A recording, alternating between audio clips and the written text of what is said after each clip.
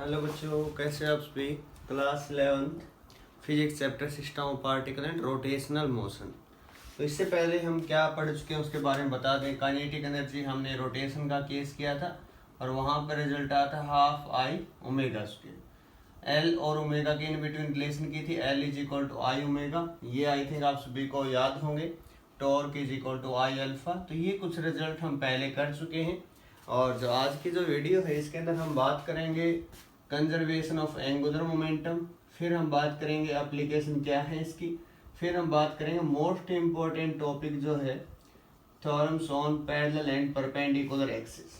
ठीक है, तो ये काफ़ी इम्पोर्टेंट है। और इस अगर क्लास 11 की बात की जाए, जो बोर्ड जो एग्ज़ाम कंडक्ट करता है हरियाणा के अंदर, तो उसमें भी एक क्वेश्चन यहाँ से बनता है। ठीक है, डायरेक्ट डेरिवेशन आता है theorem on parallel and perpendicular axis. तो ऐसे बस आज का जो लेक्चर हो हम स्टार्ट करते हैं कंजर्वेशन ऑफ एंगुलर मोमेंटम। तो देखिए सिलेबस क्या है। Conservation of angular momentum, conservation of angular momentum.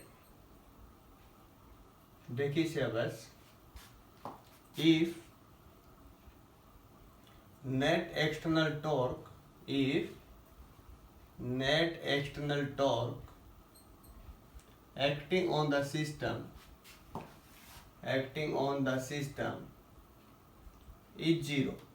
is zero, then angular momentum of the system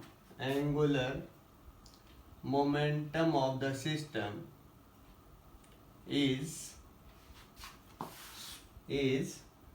concentrated is conserved और कांस्टेंट।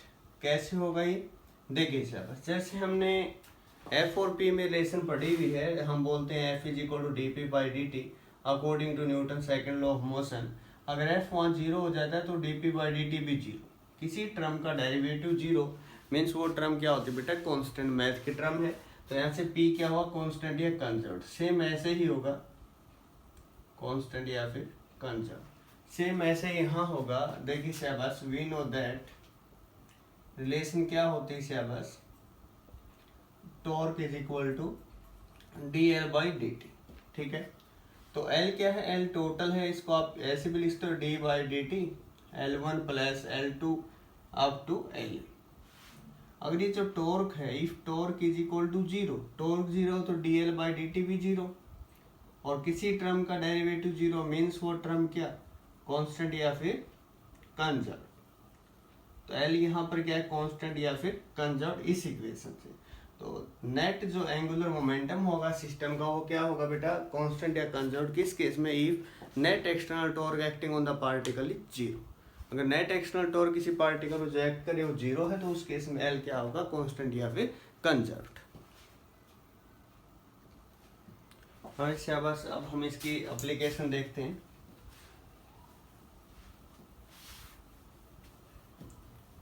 देखिए शाबाश, इसकी एप्लीकेशन हम कर रहे हैं। इसकी एप्लीकेशन एंगुलर मोमेंटम। तो एप्लीकेशन देखिए शाबाश, किस टाइप से ये यूज होता है, कैसे अप्लाई होगा। तो नंबर 1 है rotation of earth around the sun. तो किस पाथ में रोटेशन होते है बेटा, कैसा पाथ होता है, स्फेरिकल या एलिप्टिकल। तो हम सभी को पता है जो पाथ होता है सर वो एलिप्टिकल होता है। और उस केस में क्या चीज कंजर्व या कांस्टेंट रहती है ड्यूरिंग दिस मोशन, क्या कांस्टेंट रहता है, एंगुलर मोमेंटम जो है वो कांस्टेंट रहता है, कंजर्व रहता है। आपको याद रखना है, एंगुलर मोमेंटम रिमेन्स कांस्टेंट या conserve during the motion. Angular momentum जो एल है उसकी वैल्यू कांस्टेंट रहेगी। सन यहाँ है suppose situated at one focus of this ellipse. यहाँ आर्च जो वो रोटेट कर रही है, ठीक है, किसके अबाउट, सन के अबाउट। तो इस टाइप से डायग्राम है। एल की वैल्यू इसके पूरे हर एक पॉइंट पर एल की वैल्यू सेम है। एल मीन्स क्या, एंगुलर मोमेंटम। एंगुलर मोमेंटम इसके हर एक पॉइंट पर क्या है, सेम है। याद भी रखना आपको, बहुत इंपॉर्टेंट है। अगर एल कांस्टेंट है तो जब अर्थ नियर द सन आएगी तो उस केस में क्या होगा, ओमेगा बढ़ेगा, कम होगा। कंसेप्ट बेस आप सीखिए। When earth comes closer to the sun, to the sun, then उस केस में क्या होगा, जब इसके पास आएगी तो रेडिएशन के बीच की जो डिस्टेंस है क्या वो बढ़ेगी या कम होगी, कम होगी सर। ये कम होगी तो आई बताओ श्यास बढ़ेगा कम होगा, I is equal to M into R square. अगर आर कम होगा तो आई भी क्या होगा, कम। अगर आई कम है तो L is equal to I omega है, एक टर्म कम होगी दूसरी क्या होगी, बढ़ेगी। तो आई यहाँ कम हुआ सर तो ओमेगा क्या होगा, बढ़ेगा। तो एंगुलर जो वेलोसिटी है अर्थ की वो क्या होगी, बढ़ेगी। एंगुलर वेलोसिटी क्या होगी, अर्थ की बढ़ेगी। एंगुलर वेलोसिटी इंक्रीजेस कब, जब ये प्लेनेट जो मीन्स अर्थ है वो नियर द सन आएगी तब। कंसेप्ट क्लियर हो गया होगा, रट्टा लगाने की जरूरत नहीं, बुक में डायरेक्ट दे रखा है तो ऐसे मत लिखना, इस इक्वेशन से समझना आपको L is equal to I omega, ठीक है। बताना कि सर आई कम होगा, क्यों कम होगा, क्योंकि सर इसके पास आए तो रेडियस कम होगी, रेडियस कम होगी तो आई कम होगा, I is equal to M into R square. अगर वो कम होगा तो ओमेगा क्या होगा, बढ़ेगा, ठीक है। सपोज अगर मैं आपको एग्जांपल देकर बताऊं, नो प्रॉब्लम, 20 आई ओमेगा का रिजल्ट 20 तो ना प्रोडक्ट, आई की वैल्यू सपोज पहले 5 ये 4 था, ये वैल्यू कम हो गया 4 हो गई तो ये 5 हो गया, मीन्स ये कम होगी तो ये बढ़ेगा, ठीक है। ये और कम होगी 2 हो गई सपोज तो ये 10 हो गया। तो जितनी कम होगी रेडियस यहाँ से, यहाँ रेडियस ज़्यादा थी फिर कम कम होते हुए कम हो गई, ठीक है। तो फर्स्ट एप्लीकेशन दिस की। सेकेंड एप्लीकेशन ये केस आपने भी किया होगा, अगर कोई सपोज कोई बेस है, ठीक है, रोटेटिंग लेमिना कोई उसके ऊपर हम खड़े हैं और हाथों में डंबल लिए हुए, ठीक है। जब डंबल हमने दूर दूर ऐसे की हुई तो उस केस में क्या था, हम रोटेट करें सपोज ऐसे, तो उस केस में स्पीड क्या थी, हमारी जो ओमेगा रोटेशन की स्पीड क्या थी, उस केस में कम थी। क्यों, आर की वैल्यू ज़्यादा थी, आर ज़्यादा तो आई ज़्यादा, ओमेगा कम। अब हमने क्या किया, उसको बिल्कुल क्लोज कर लिया, ठीक है। तो उस केस में स्पीड क्या होगी, चलो छोड़ो इसको भी, आप ही बताओ शायद जैसे हम झूला झूलते हैं, ठीक है, उस टाइम पर आपने ऑब्जर्व किया होगा, ठीक है, जब भी हमें स्पीड बढ़ानी होती है तो हम अपने आप को बिल्कुल क्लोज कर लेते हैं, ठीक है। जब स्पीड कम करनी होती है हम उसको फैला के ऐसे हो जाते हैं, ठीक है। इसी की एप्लीकेशन है, अगर हम अपनी बॉडी को स्ट्रेच कर लेते हैं तो उस केस में आर की वैल्यू कम हो जाती है, आर कम होने से आई कम हो जाता है, ओमेगा बढ़ जाता है। ओमेगा है क्या, एंगुलर वेलोसिटी, ठीक है। और केस हम डिस्कस कर लेते हैं, जब कैट को देखा होगा आपने जब जंप करती हो तो उस केस में क्या होता है, तो अपनी जो पूरी बॉडी उसको स्ट्रेच कर लेते हैं अलोंग द टेल। ऐसा क्यों, क्योंकि आर की वैल्यू बढ़ा लेती है। आर बढ़ाने से क्या होगा, while jumping the cat stretches its body, his body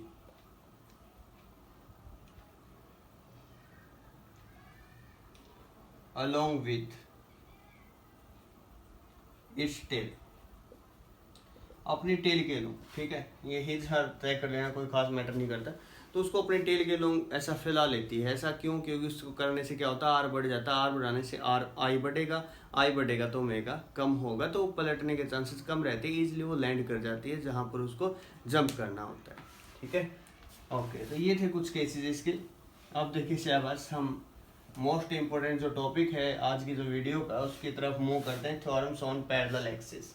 तो पैरेलल एक्सिस की थ्योरम अभी कर रहे हैं, तो देखिए शाबाश क्या कहती है parallel axis theorem.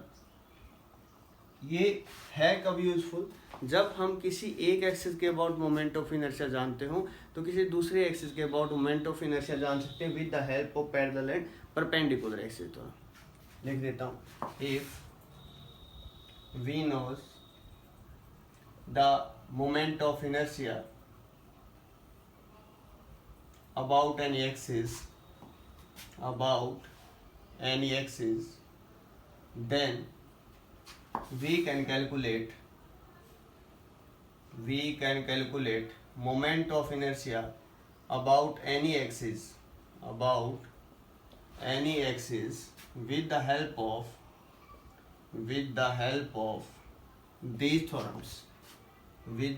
of these theorems। In theorems की हेल्प से हम कौन कौन सी थ्योरम है, पैरेलल एक्सिस थ्योरम, नंबर 2 क्या है, परपेंडिकुलर एक्सिस थ्योरम। और बच्चों अब बहुत ही कम टॉपिक रहते हैं 5 मिनट के, फिर 5 मिनट हमारी क्लियर हो जाएगी, ठीक है। और 5 मिनट हम कंप्लीट कर लेंगे आउट ऑफ 10, फिर सिक्स्थ ग्रेविटेशन हम स्टार्ट करेंगे। तो देखिए आज पैरेलल एक्सिस थ्योरम क्या कहती है। पैरेलल एक्सिस थ्योरम सबसे पहले इसके बारे में समझते हैं। इसकी स्टेटमेंट आप कहाँ से लिखेंगे, मैं अभी डायरेक्ट लिख दूंगा। उसका मतलब ये नहीं कि सर हम कैसे लिखेंगे, बात ये है कि आप उसको कैसे लिखेंगे। सबसे पहले आपको एक लेमिना लेना है, ठीक है, ऐसा ले सकते हो आप, या फिर समझने के लिए ऐसा कोई लेमिना लिया, ठीक है। यहाँ सपोज इसका सेंटर है जहाँ से एक्सिस पास कर रही है, ठीक है, कोई एनी एक्सिस की एल इसको नाम दिया। अब हमें क्या करना है, इस ए बी एक्सिस के about moment of inertia find out करना है, ठीक है। पूरी बॉडी का जो सपोज मास m1 m2 m3 rigid body m4 m5 इस टाइप से, ठीक है। ये रेडियस वही r1 जो हम अब तक लेकर चले, r2 r3 r4 r5, इन दोनों के बीच की जो डिस्टेंस है परपेंडिकुलर वो h है। तब उस केस में मोमेंट ऑफ इनर्शिया इस ए बी एक्सिस के अबाउट क्या होगा, तो यहाँ से आई ए बी जो होगा, जो रिजल्ट है इंपॉर्टेंट ध्यान रखना, आई K L plus mass into perpendicular distance का स्क्वायर। तो ये होगा बेटा मोमेंट ऑफ इनर्शिया। तो देखिए शाबाश, moment of inertia about any axis A B parallel to axis K L, parallel to axis K L is equal to the moment of inertia about axis KL in the direction of AB, in the direction of AB plus the product of total mass of the system, total mass of the system and square of perpendicular distance between the axis, perpendicular distance between the axis। तो ये इसकी definition रहेगी जो बहुत ज़्यादा important होगी, जो मैंने यहाँ लिखी है। कैसे लिखे मैंने लिखी है ऊपर, जो मैंने एक इक्वेशन लिखी छोटी सी, उसकी हेल्प से। आई ए बी जो मोमेंट ऑफ इनर्शिया होगा about this axis in the same direction as that of K L, that is equal to I K L, जो एक्सिस सेंटर ऑफ मास से पास हुई है। ये जो के एल है कहाँ से पास हुई है, that is passing through the centre of mass, ठीक है, ध्यान रखना है, plus mass of the system and the square of perpendicular distance. इन दोनों एक्सिस की क्या है, परपेंडिकुलर है, क्या है, परपेंडिकुलर, तो इसके स्क्वायर के इक्वल हो, ठीक है। तो ऐसे अब इसका प्रूफ जानते हैं, रिजल्ट कैसे आएगा उसके बारे में हम बात करते हैं। तो ये चीज़ें सभी आपको लिखनी पड़ेगी। Consider system of, consider rigid body having particles m1 m2 m3 up to mn and r1 r2 r3 up to rn with the perpendicular distances from the axis which is passing through the center of mass। okay, इतना बोलने के बाद आपको बताना है let AB be any axis that is parallel to the axis that is passing through the center of mass। okay, तो parallel है दोनों, इसलिए इनको पैरेलल एक्सिस थ्योरम बोला जाता है। नंबर 1। तो देखिए शहबाज आई के एल क्या होगा, कैसे निकालते हैं, तो अभी देखिए।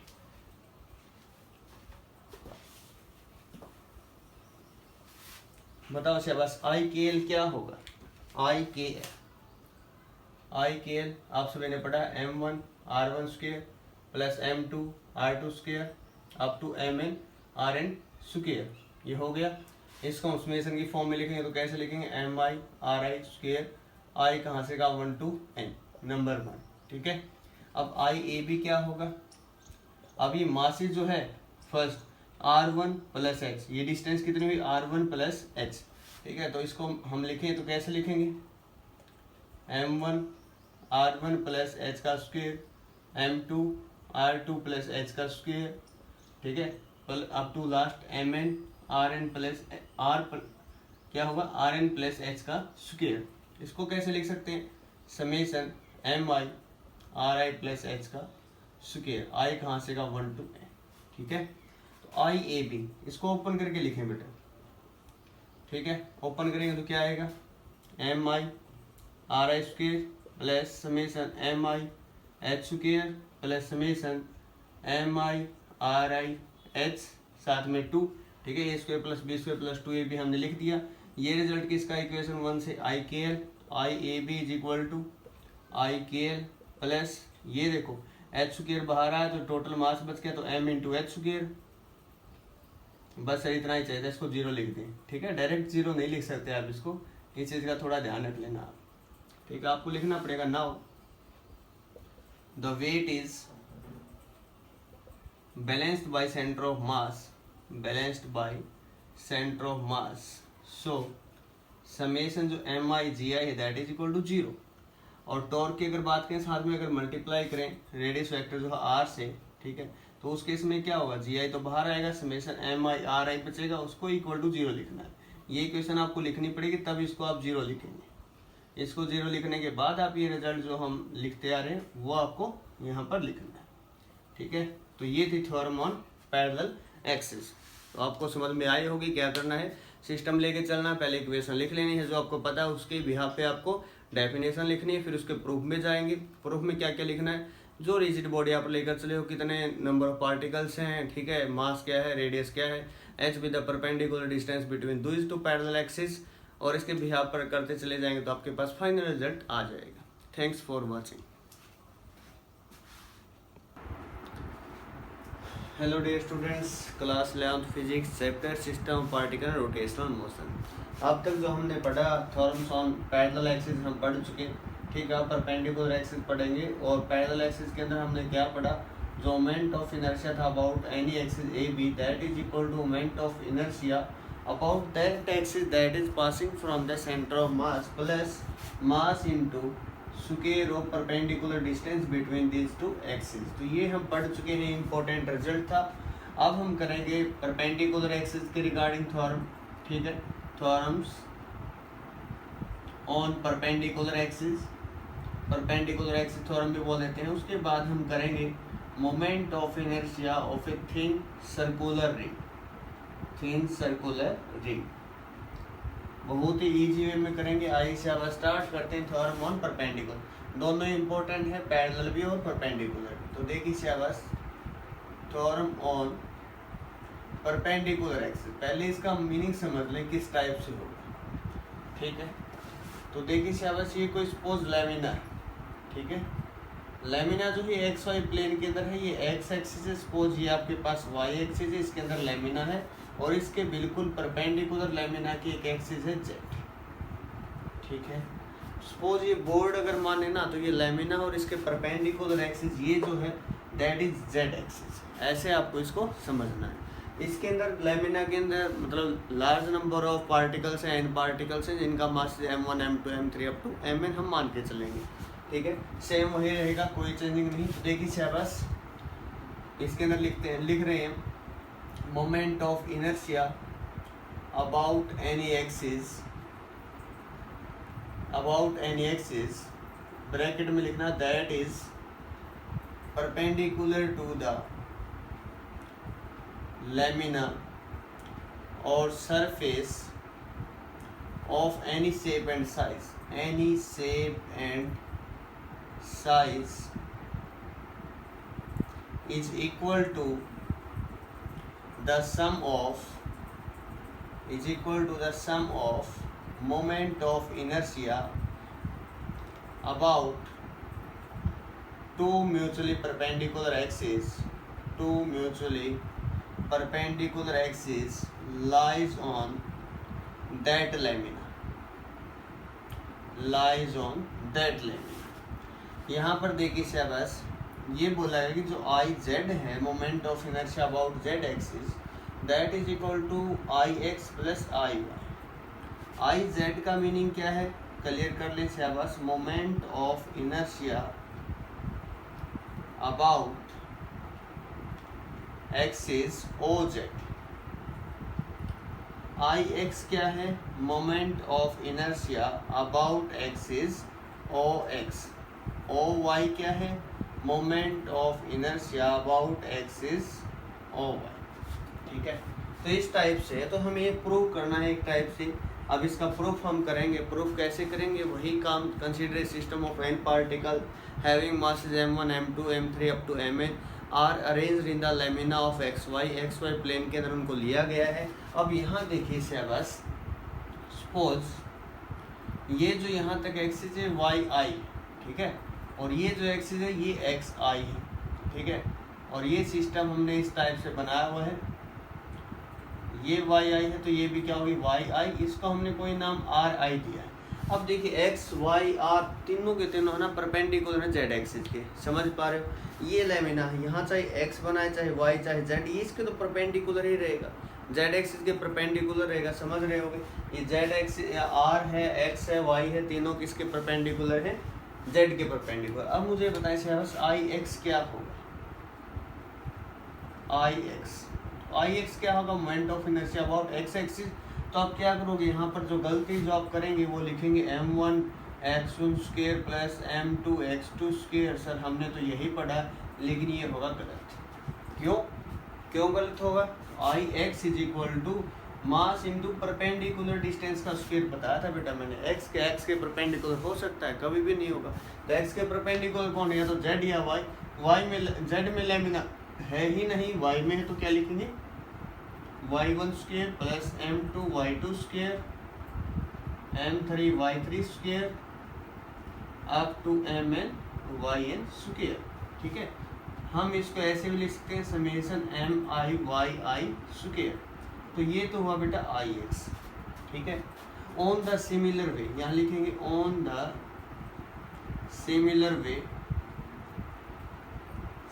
वे में आई वाई क्या होगा, आई वाई क्या होगा m1 x1 स्क्वायर। अब आप ऐसा लिख सकते हैं m2 x2 square up to mn xn square. इतना बताने के बाद भी आप जो गलती करनी है वो करेंगे यहाँ पर, तो इस चीज़ से थोड़ा सा अवेयर रहें। जिसको आप क्या लिखेंगे समेशन mi xi स्क्वायर। ठीक है, तो इस बात का ध्यान रखें बेटा परपेंडिकुलर। तो दो रिजल्ट आपके पास हो चुके हैं, इक्वेशन 2 इक्वेशन 3। अब देखिए बस इन दोनों को ऐड करें तो आई जेड आएगा नहीं आएगा, ये इंपॉर्टेंट है।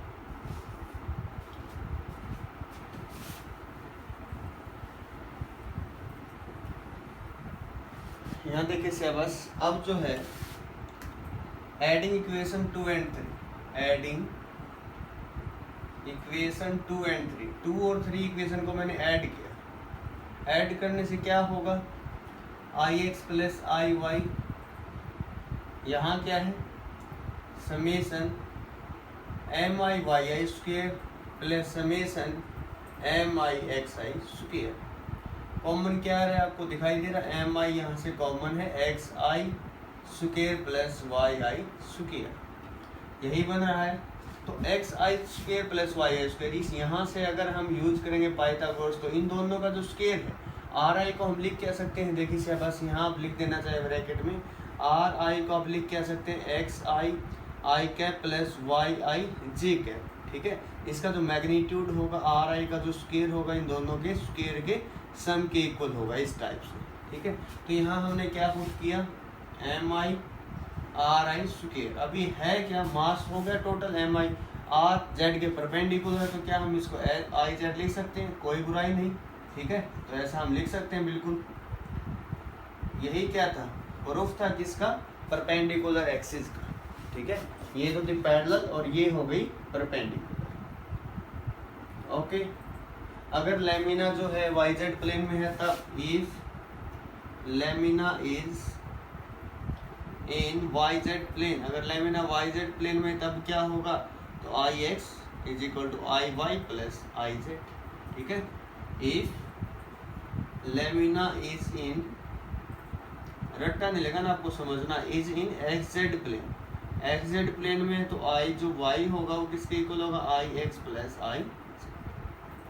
ओके, तो ये कुछ रिजल्ट थे जो आप सभी को आने चाहिए, हो जाएगा। अब देखिए moment of inertia with in circular. ठीक है, फिर इनके ट्रिक भी बताएंगे आपको। स्फीयर के केस में क्या होगा, स्फीयर के केस में 2/5 mr² होता है, तो कहाँ से आया सर ये स्फीयर, एस का उल्टा करोगे 2, p मीन्स पंच 5। ठीक है, और mr² सबके साथ होता है ये। ठीक है, रोड को छोड़कर। तो ये सभी जो है ना केसेस, इसके एक मैं नेक्स्ट वीडियो में देखते हैं, तो फिर मैं ट्रिक अवेलेबल करते हैं, 2 मिनट की मैक्सिमम है बस। ठीक है, तो बता दी जाएगी आपको। तो अभी के लिए जो देखना है वो ये है कि मोमेंट ऑफ इनर्शिया पे थिन सर्कुलर रिंग वो किस टाइप से निकालेंगे, और एक डेरिवेशन हो गया तो सभी हो जाएंगे, क्योंकि इसके पीछे कंसेप्ट जो है वो अगर आप यूज करेंगे तो कोई प्रॉब्लम नहीं आएगी। बुक से डायरेक्ट रट्टा लगाओगे तो वो आपके लिए ज़्यादा हानिकारक हो जाएगा। ठीक है, तो देखिए बस moment of inertia of a thin circular ring, ring बोल रहा हूँ note disc, moment of inertia about a thin circular ring, thin circular ring है। सपोज ये आपके पास कोई रिंग है of radius r, let r be the radius of this thin circular ring. Okay, इसका स्मॉल पार्ट हमने cut किया ये, तो यहाँ इसकी लेंथ क्या होगी dx, मास क्या होगा small d। Let r be the, r क्या है radius of thin circular ring, r है radius of thin circular ring, ring का केस हम कर रहे हैं। dx क्या है small length element, small length element having mass, having small mass d।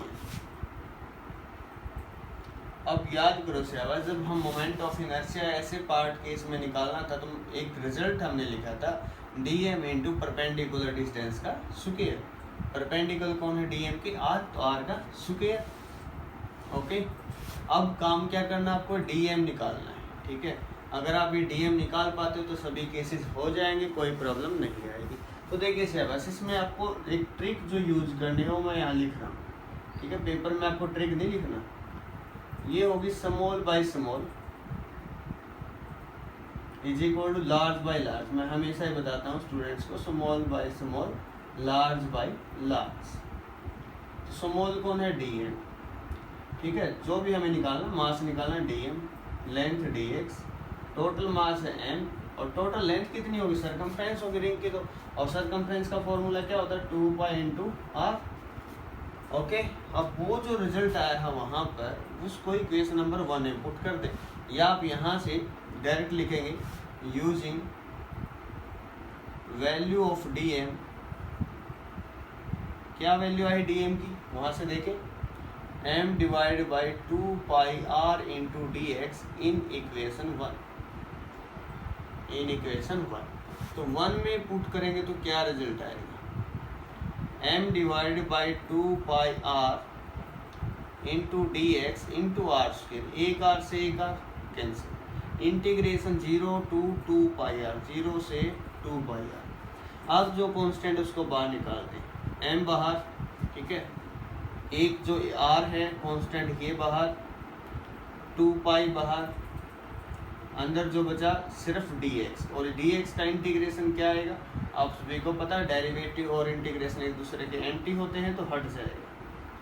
ठीक है, i is equal to M R divided by 2 pi cancel, x upper limit minus lower limit, M R divided by 2 pi into 2 pi, 2 pi से 2 pi cancel, तो क्या है m into R square. तो ये था moment of inertia, ठीक है, ring का। अब बात करते हैं इसके कुछ स्पेशल केस क्या होंगे। ठीक है, मैं ये रिजल्ट यहाँ लिख रहा हूँ, I is equal to M R square. दो ही केस यहाँ से पूछे जा सकते हैं। ये मोमेंट ऑफ इनर्शिया किसका है, इस एक्सिस का जो इसके पास हुई है यहाँ से, ठीक है, रिंग में से जो पास हुई है। ठीक है, रिंग मेरे पास यहाँ नहीं है, समझ रहे होगे ना, रिंग जो है उसमें से जो पास हुई है। ओके, तो वो ये वैल्यू है।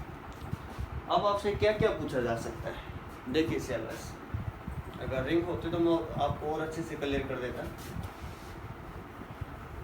आपसे दो ही केस पूछे जाएंगे यहाँ पर। ठीक है,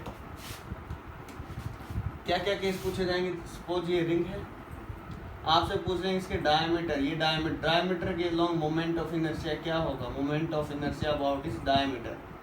नंबर 2 टेंजेंट पूछ लेंगे, टेंजेंट टू द प्लेन। ये दो केस पूछे जाएंगे। ठीक है, मैं एक बार लिख देता हूँ यहाँ पर, case 1 moment of inertia about its diameter, किसके, अबाउट इट्स डायमीटर, अबाउट इस डायमीटर, रिंग की बात की जा रही बेटा। ठीक है, तो ये देखिए सर, बस अगर मैं इसको ब्रेक ऐसे लिख देता हूँ, ए बी सी डी दोनों ही डायमीटर हैं, और जो मोमेंट ऑफ इनर्शिया निकाला अभी ये निकाला है, ठीक है। तो कौन सी थ्योरम हुई यहाँ पर बताएं, सेवस लेमिना की परपेंडिकुलर, तो परपेंडिकुलर एक्सिस थ्योरम नहीं हुई जो अभी निकाले, जो हमने अभी रिजल्ट निकाला mr², वो इन दोनों के डायमीटर के सम के इक्वल होगा IAB प्लस ICD। कौन सी थ्योरम है अभी हम करके आए हैं, perpendicular axis theorem, perpendicular axis theorem के रिजल्ट का यूज किया। ये दोनों तो इक्वल हैं, IAB ICD नो चेंज, ठीक है। आप ICD को IAB भी लिख सकते हो, एक ही रिजल्ट है, या IAB को ICD लिख दो। तो IAB का रिजल्ट क्या आ गया, mr²/2, mr²/2। तो डायमीटर के अबाउट आप मोमेंट ऑफ इनर्शिया निकाल सकते हैं सिंपली कितने से डिवाइड करके, 2 से। कोई भी रिजल्ट हो 2 से डिवाइड करो, रिजल्ट आ जाएगा, ठीक है। अब नेक्स्ट केस आ गया, case 2, about tangent. About tangent, tangent means यहाँ मोमेंट ऑफ इनर्शिया क्या होगा, at any axis suppose this be PQ, ठीक है। तो PQ IPQ, यहाँ किसका यूज करेंगे शहबाज, ICD के इसके पैरेलल दिख रही है क्या आपको, बस पैरेलल एक्सिस थ्योरम। मास कितना था m और रेडियस कितनी थी यार, आ गया रिजल्ट। ICD कितना है सर पता नहीं, जो IAB वही तो ICD, ठीक है सेम। ICD कितना, mr²/2 प्लस कितना mr², कितना रिजल्ट है 3/2 mr²। तो ये था मोमेंट ऑफ इनर्शिया अबाउट इस टेंजेंट। तो हो जाएंगे सभी केसेस, नो प्रॉब्लम। अब तक जो हमने किया थ्योरम्स ऑन पैरेलल और परपेंडिकुलर एक्सिस बहुत ज़्यादा इंपॉर्टेंट है, इन्हीं की एप्लीकेशन से हमने यहाँ पर देख लो आप डायमीटर और टेंजेंट के about moment of inertia easily find out कर दिया, नो प्रॉब्लम। ओके, तो आप यहाँ से कर सकते हैं। आपको ध्यान रखना small by small, large by large के कंसेप्ट का, ताकि कोई भी क्वेश्चन है वो रह ना जाए। Thanks for watching.